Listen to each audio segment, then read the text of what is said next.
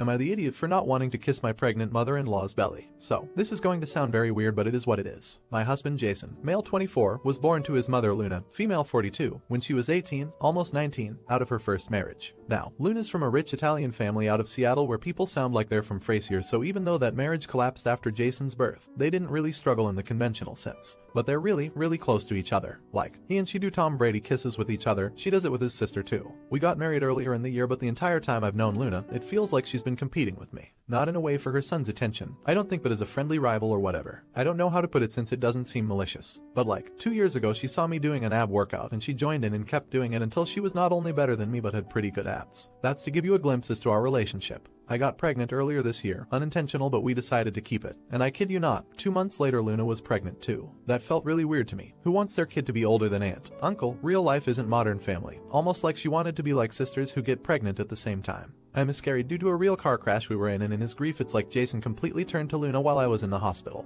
When I got out, it was really, really weird. Like, after visiting his mom's house, he did the Tom Brady kiss with her and then kissed her belly because apparently it's what he did when he was 3 and she was pregnant with his sister. I was freaking out when she asked me to do it too, but I did it just to avoid causing a fight. Since then, I have left his mom's house early whenever we go, making up some excuse or another to avoid the belly kisses, but have had to do it like 3 more times. She's 6 months pregnant now, and yesterday, we visited her house. There she showed us pictures of when she was 7, pregnant with her daughter Rhiannon.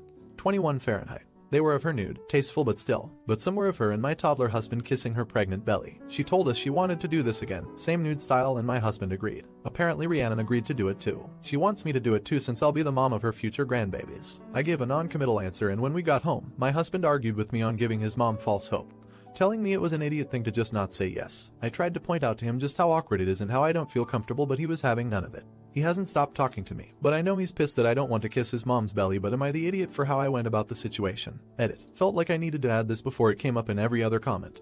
Jason and I are in therapy regarding the fact that I almost died in the car crash. Our baby died, that my leg doesn't work anymore, and that he doesn't think he can move on. Belly kisses just didn't seem like a weighty enough issue given all else we talk about there. So for people who are going to recommend therapy, we already go, and I will be bringing this up there. Update. I brought the issue up in therapy. Thanks everyone for helping give me words to use and helping identify my own pain, and I think the therapist was shocked. I pointed out how it hurt me to have to kiss a pregnant belly. It only felt like Luna was having to compete with me. Jason seemed really regretful. He apologized. I know he was holding back tears and promised he'd make sure Luna never asked again. I then pointed out how odd the idea of taking tasteful nudes with his pregnant mom was. He got defensive, but at home he told me I was right and he'd only do the photos if she's clothed. Still weird, but progress. I also got him to agree that we wouldn't be having kids until we were 100% that Luna couldn't have kids anymore. Unfortunately, 2 days later, my leg's condition got fricked. Like, I woke up, tried to stand, and fell screaming and crying. I got hospitalized for 2 weeks. Then I got inpatient physical therapy for 3 weeks. And during this time, Jason regressed back to his mom. The photo shoot got taken and Luna texted me. She wasn't nude and there were no belly kisses, but it was sheer and uncomfortable, especially with my meds. Honestly, I started googling divorce stuff till a nurse put my phone away. After I went back home, and it just didn't feel right with Jason anymore. It was like Luna won and replaced me. I guess he realized it wasn't working and those photos were the last straw. So, after a week he asked for a chance but said if divorce was what I wanted,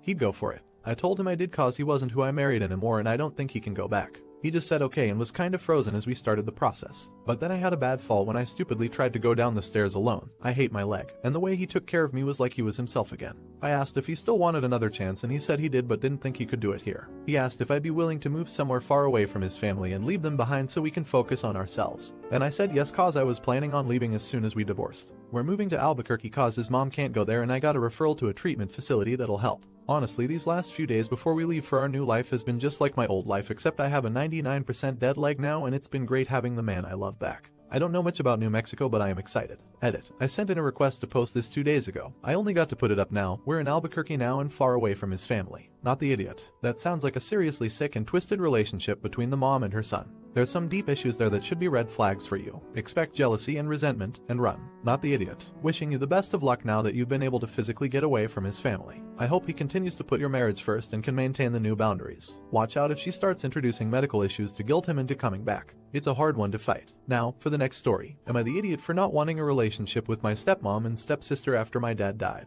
My parents got a divorce when I was 6 and I haven't seen my mom since because she was abusive. My dad remarried when I was 8. My stepmom wasn't abusive, but we never clicked. She tried to be my new mom right off the bat, and I found it weird, and she didn't like how I wasn't open to the idea right away. She also had a daughter who's 1 year younger than me. We didn't hit it off either. Don't get me wrong, she's a totally fine person, but as kids she was the typical brat, so I guess it made it hard for us to really bond as kids, I guess. Once I hit my teens I had a rough patch of being rebellious and overall not a good person. My dad gave me space like I needed, but my stepmom didn't see it that way, and we fought a lot because of it. My stepsister was alright during teen years. She got quieter and kept to herself, so we didn't really have any conflict. But me and my stepmom didn't hit it off, and once I turned 18 I moved out the first chance I got. I am now 24 and my dad sadly passed away with cancer, though I didn't get along with my stepmom. I never stopped loving my dad and we texted daily when I moved out. It was rough on me and I do appreciate my stepmom helping me with the funeral, but that was a couple months ago and I haven't really talked to her since. My stepsister has invited me over for Christmas, and honestly I don't know if I want to go. Not because I don't like them, but because it's the same house that we grew up in and it will remind me too much of my dad and I'm still grieving. I know my stepsister and stepmom are too, but frick it sucks cause IDK I just want to be left alone for some time to process cause it was only 3 months ago. Am I the idiot if I don't show up to Christmas Day at my stepmom's place? Update. I decided not to cut my stepfamily out of my life. My second question is if I was taught if I go or not, and people say it's up to me. So I went to my stepmom's place for Christmas. This was my first time with my stepmom and stepsister without my dad. It was super hard cause I sat in the seat he always sat on and I just broke down crying. I am forever grateful for both my stepsister and stepmom cause we all just had a group hug on her couch while I bawled my eyes out. It ended and we didn't open presents but just talked. We had brunch and it went well, though I was holding in tears for the whole thing. This was the first time I could see they actually do care for me and I care for them. They are my family. I didn't stay the night cause I couldn't do that, but I left around 11 at night. This was the first time I ever felt like a full family unit and not the bad kid who fought with my stepmom wasn't the nicest to my stepsister. I thank them so much for not holding a grudge when I went through my teen rebel phase. I hugged them both goodbye and went home. I feel like giving them a shot, and going to my dad's place helped me realize that these are the people who have always been there for me. I mean, they were the ones who didn't give up on me when I was a troubled teen, and I love them both for it. I text my stepsister almost daily now, even if it's just a good morning or I have the day off, and I call my stepmom a bit too now, but it goes a bit deeper and I've started to really trust her like a mom. Thank you all for the advice and to not cut them out cause it really did help me realize that we are a family. We have been since I was 8 and I love and care for both of them very much. You're the idiot. You were only thinking about yourself after your father died. You said it yourself. You didn't see him that much anymore and would mainly text. Your stepmother and sister saw him every day. You need to think about others for a change and do what's best for all. Not the idiot. Good for you. I'm glad you found some peace and love. You are a strong person for overcoming your baser instincts and coming to this realization. Most people just practice avoidance and live with baggage forever. Now, for the next story. Am I the idiot for not letting my sister stay with us after she glamorized the life of prostitution to my 14-year-old daughter? I want to start by saying that I fully support my sister's career choice and I am not interested in comments debating the morality of what she's doing. My sister is an escort. She came to visit us last weekend. She was planning on spending the summer with us since we haven't seen each other for 3 years. When she told us about this, my daughter was ecstatic. They have a great relationship and she helped me raise her after her mom died. When my parents first found out about my sister's job, they denounced her, told her that she was bringing shame to the family and that she was going to rot in hell. I tried convincing them to change their minds and that treating my sister that way isn't going to do anything good, but they told me that it was none of my business and that I should stop defending her. My sister became depressed because of that and she stopped working. When she couldn't afford rent, I brought her to my house. I told her that she is my baby sister and that I will always be by her side and take care of her no matter what. She started getting better week by week, and after a few months she got back to her former happy self. Back to the present day. Last Friday when I got back home from work, I overheard them talking in my daughter's bedroom. My daughter was asking her aunt about her job. She started telling her about how much fun it is and that she gets to visit many new places and meet new people, and how she gets to decide when she wants to work, which allows her to take breaks whenever she wants, so she gets to visit and spend all summer with us. My daughter told her that her job is so cool and how she's looking forward to spending time with her and all the fun activities they will get to do in the summer. Next morning I told my sister that I overheard them and that I didn't appreciate the way she explained her work, making it seem all fun with no downside. She told me that my daughter wasn't old enough to hear about the dangerous stuff. I told her that she doesn't get to decide that, and since she felt that my daughter was old enough to hear about her job, then she is definitely old enough to hear about the downsides. When my sister was living with us, I had to always be on alert.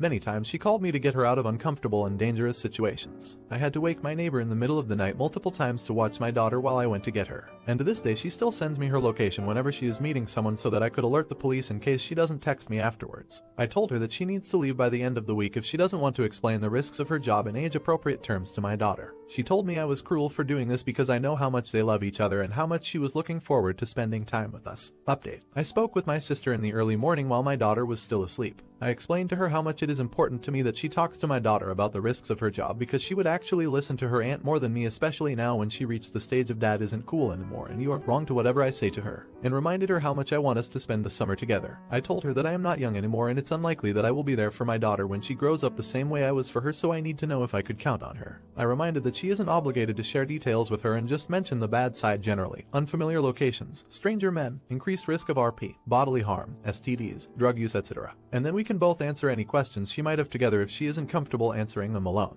She apologized, saying that she was selfish and admitted she should have thought about me and my daughter first instead of refusing because she thought my daughter isn't old enough to hear about the bad side, and promised she'll talk to my daughter about this over breakfast. I overheard the whole conversation, and I thought my daughter was very receptive to her aunt. My sister was reluctant at first, but after seeing her niece's engagement they ended up talking for over an hour, sharing her good and bad experiences and some funny stories. She even told her about how I stood up for her against our parents after their reaction and the many times I came to her rescue. I told my sister afterwards how much I appreciate what she did for me and her niece, and she assured me that she will always be there for me and she'll always take care of her niece like I did with her in the afternoon. While I was working in the garage, my daughter came to me and hugged me, saying that she loves me. I was fighting tears and I failed because it was the first time in over a year that she hugged me, and I think it was the first time since primary school that she said I love you to me. I still told her I love her every day, but she didn't say it back, and even though I understand it's normal for some teenagers, it was actually heartbreaking for me each time she didn't say it back. She watched me work for a few minutes and left without saying anything. I want to thank you all for your comments and advice. To the people who told me that I must insist on my sister talking to her and not accept her refusal, and also to the people who informed me about the risks of trafficking.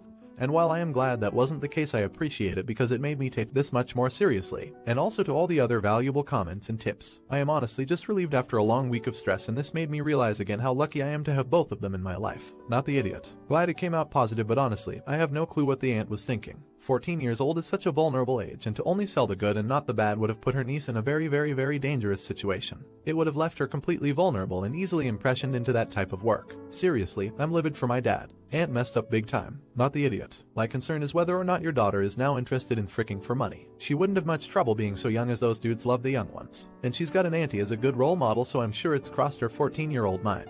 Many people don't think ahead. I do, which is why my mind goes this route. Do you think ahead? Let me know in the comments. If you enjoyed it, don't forget to like and subscribe. Goodbye for now.